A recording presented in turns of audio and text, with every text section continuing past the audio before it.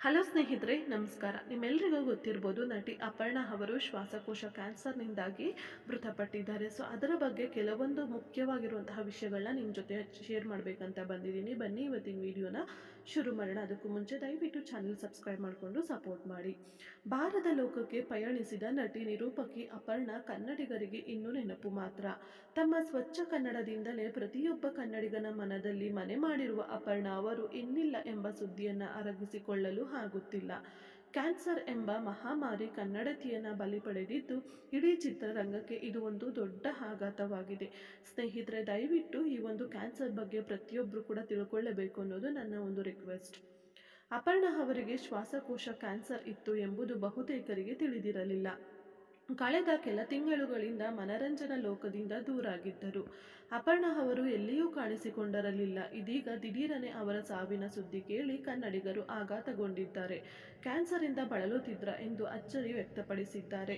ಅಂದಹಾಗೆ ಅಪರ್ಣಾ ಅವರು ಕಳೆದ 2 ತಿಂಗಳುಗಳಿಂದ ಶ್ವಾಸಕೋಶದ ಕ್ಯಾನ್ಸರ್ ಕಾಯಿಲೆ ವಿರುದ್ಧ ನಿರಂತರವಾಗಿ ಹೋರಾಟ ನಡೆಸುತ್ತಿದ್ದರು ಎಂದು ಪತಿ ನಾಗರಾಜ್ ವಸ್ತಾರೆ ಮಾಧ್ಯಮಗಳ ಮೂಲಕ ಹೇಳಿದ್ದಾರೆ.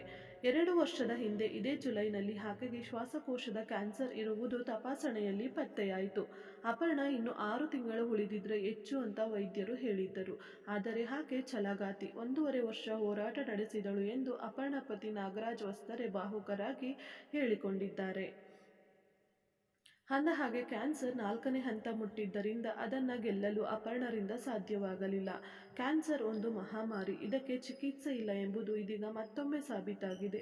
ದೇಶದಲ್ಲಿ ಕ್ಯಾನ್ಸರ್ ರೋಗಿಗಳ ಸಂಖ್ಯೆ ಹೆಚ್ಚುತ್ತಿರುವುದು ಕೂಡ ಆಘಾತಕಾರಿ ಸಂಗತಿಯಾಗಿದೆ. 1 ಅಥವಾ 2ನೇ ಹಂತದಲ್ಲಿ ಕ್ಯಾನ್ಸರ್ ಇದ್ರೆ ಗುಣಪಡಿಸುವ ಸಾಧ್ಯತೆ ಇದೆ. ಆದರೆ 3 ಅಥವಾ 4ನೇ ಹಂತ ತಲುಪಿದರೆ ಗುಣಪಡಿಸಲಾಗದು ಎಂದು ಆರೋಗ್ಯ ತಜ್ಞರು ಎಚ್ಚರಿಸುತ್ತಾರೆ.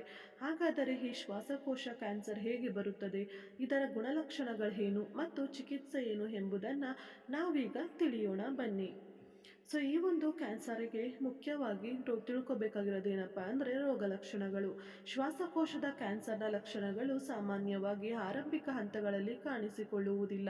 ದೀರ್ಘಕಾಲ ಕೆಮ್ಮುವುದು ಮತ್ತು ಕೆಮ್ಮಿದಾಗ ರಕ್ತ ಬಂದರೆ, ಉಸಿರಾಟದ ತೊಂದರೆ, ಎದೆನೋವು, ಇದ್ದಕ್ಕಿದ್ದಂತೆ ತೂಕ ಕಡಿಮೆ ಆಗುವುದು, ಪದೇ ಪದೇ ಸುಸ್ತು ಮತ್ತು ಆಯಾಸವಾಗುವುದು, ತ್ವಚೆಯಲ್ಲಿ ಬದಲಾವಣೆಯಾಗುವುದು, ಮಹಿಳೆಯರಲ್ಲಿ ಅಸಹಜ ರಕ್ತಸ್ರಾವ, ನೋವು ಮತ್ತು ಎದೆನೋವು ಮುಂತಾದ ಲಕ್ಷಣಗಳು ಕಂಡುಬಂದರೆ ಕೂಡಲೇ ವೈದ್ಯರ ಬಳಿ ತೆರಳಿ ಚಿಕಿತ್ಸೆ ಪಡೆಯುವುದು ಒಳ್ಳೆಯದು.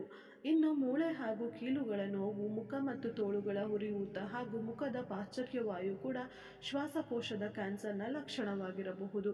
ಹೀಗಾಗಿ ಈ ರೀತಿಯ ಯಾವುದೇ ಲಕ್ಷಣಗಳು ಕಂಡುಬಂದಲ್ಲಿ ವೈದ್ಯರನ್ನು ಸಂಪರ್ಕಿಸಿ. ಯಾವುದೇ ಕಾರಣಕ್ಕೂ ನಿರ್ಲಕ್ಷ್ಯ ಮಾಡಬೇಡಿ ಸ್ನೇಹಿತರೆ. ಶ್ವಾಸಕೋಶದ ಕ್ಯಾನ್ಸರ್ಗೆ ಕಾರಣವೇನು? ಸಿಗರ್ ಅಥವಾ ಪೈಪ್ಗಳನ್ನು ಒಳಗೊಂಡಂತೆ ಯಾವುದೇ ರೀತಿಯ ತಂಬಾಕು ಉತ್ಪನ್ನಗಳ ಬಳಕೆ ದೊಡ್ಡ ಅಪಾಯಕಾರಿ ಅಂಶವಾಗಿದೆ. ಶ್ವಾಸಕೋಶದ ಕ್ಯಾನ್ಸರ್ ಸಾವುಗಳಲ್ಲಿ 80% ಧೂಮಪಾನಕ್ಕೆ ಸಂಬಂಧಿಸಿದೆ.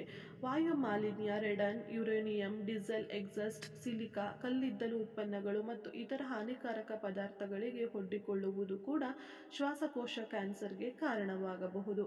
ಕ್ಯಾನ್ಸರ್ ಬಂದಾಗ ತಲೆಯಲ್ಲಿನ ಕೂದಲು ವೇಗವಾಗಿ ಉದುರಿ ಹೋಗುತ್ತವೆ ಸ್ನೇಹಿತರೆ. ಹಾಗಾದರೆ ಪತ್ತೆ ಹಚ್ಚೋದು ಹೇಗೆ? ರೋಗ ಲಕ್ಷಣಗಳು ಕಾಣಿಸಿಕೊಂಡಾಗ ರಕ್ತ ಪರೀಕ್ಷೆ ಮತ್ತು ಎಕ್ಸ್ರೇ ಮೂಲಕ ಪರಿಶೀಲನೆ ಮಾಡುತ್ತಾರೆ. ಈ ಹಂತದಲ್ಲಿ ಕ್ಯಾನ್ಸರ್ ಇರುವ ಲಕ್ಷಣಗಳು ಕಂಡುಬಂದರೆ ಅದನ್ನು ದೃಢಪಡಿಸಿಕೊಳ್ಳಲು ಸಿಟಿ ಸ್ಕ್ಯಾನ್ ಮತ್ತು ಬಯಾಪ್ಸಿಯಂತಹ ಹೆಚ್ಚಿನ ಇಮೇಜಿಂಗ್ ಪರೀಕ್ಷೆಗಳನ್ನು ನಡೆಸುತ್ತಾರೆ. ಈ ವಿಧಾನದಿಂದ ನಿಖರವಾಗಿ ಕ್ಯಾನ್ಸರ್ ಇರುವುದನ್ನು ಪತ್ತೆ ಹಚ್ಚಬಹುದಾಗಿದೆ. ಶ್ವಾಸಕೋಶ ಕ್ಯಾನ್ಸರ್ನಲ್ಲಿ ಒಟ್ಟು 4 ಹಂತಗಳಿರುತ್ತವೆ. ಮೊದಲ ಹಂತದಲ್ಲಿದ್ದರೆ ಗುಣಪಡಿಸಬಹುದು. ಆದರೆ 4ನೇ ಹಂತ ತಲುಪಿದರೆ ಗುಣಪಡಿಸುವುದು ತುಂಬಾನೇ ಕಷ್ಟ, ಅಸಾಧ್ಯ ಅಂತ ಕೂಡ ಹೇಳಬಹುದು. ಆದರೆ ಅದರ ಚಿಕಿತ್ಸೆ ಏನು? ಕ್ಯಾನ್ಸರ್ನ ವಿವಿಧ ರೂಪಾಂತರಗಳು ಮತ್ತು ಅವುಗಳ ಮಾರ್ಗಗಳನ್ನು ಗುರುತಿಸುವ ಮೂಲಕ ಶ್ವಾಸಕೋಶದ ಕ್ಯಾನ್ಸರ್ಗೆ ಸೂಕ್ತವಾದ ಚಿಕಿತ್ಸೆ ನೀಡಲಾಗುತ್ತದೆ. ಯಾವ ಮಾರ್ಗದಲ್ಲಿ ಹರಡುತ್ತಿದೆ ಮತ್ತು ಯಾವ ಹಂತದಲ್ಲಿದೆ ಎಂಬುದನ್ನು ಪತ್ತೆ ಹಚ್ಚುವ ಮೂಲಕ ಅದನ್ನು ನಿರ್ಬಂಧಿಸಲು ಸಾಧ್ಯವಾಗುತ್ತದೆ. EGFR, KRAS ಮತ್ತು ALK ಇವು ಸಾಮಾನ್ಯವಾದ ಆನುವಂಶಿಕ ರೂಪಾಂತರಿಗಳಾಗಿವೆ.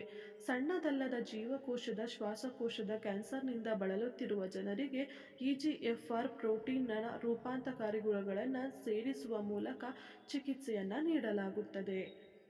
ಶ್ವಾಸಕೋಶ ಕ್ಯಾನ್ಸರ್ ತುಂಬ ಅಪಾಯಕಾರಿಯಾಗಿದ್ದು, ಯಾವುದೇ ರೋಗ ಲಕ್ಷಣಗಳು ಕಂಡುಬಂದರೆ ಅದನ್ನು ನಿರ್ಲಕ್ಷ್ಯ ಮಾಡಬೇಡಿ. ಕೂಡಲೇ ವೈದ್ಯರನ್ನು ಸಂಪರ್ಕಿಸಿ, ಪರೀಕ್ಷೆ ಮಾಡಿಸಿಕೊಳ್ಳಿ. ವರ್ಷಕ್ಕೆ ಕನಿಷ್ಠ ಪಕ್ಷ ಒಮ್ಮೆಯಾದರೂ ಆರೋಗ್ಯ ತಪಾಸಣೆ ಮಾಡುವುದು ಸೂಕ್ತ ಎಂಬುದು ಆರೋಗ್ಯ ತಜ್ಞರ ಅಭಿಪ್ರಾಯವಾಗಿರುತ್ತದೆ.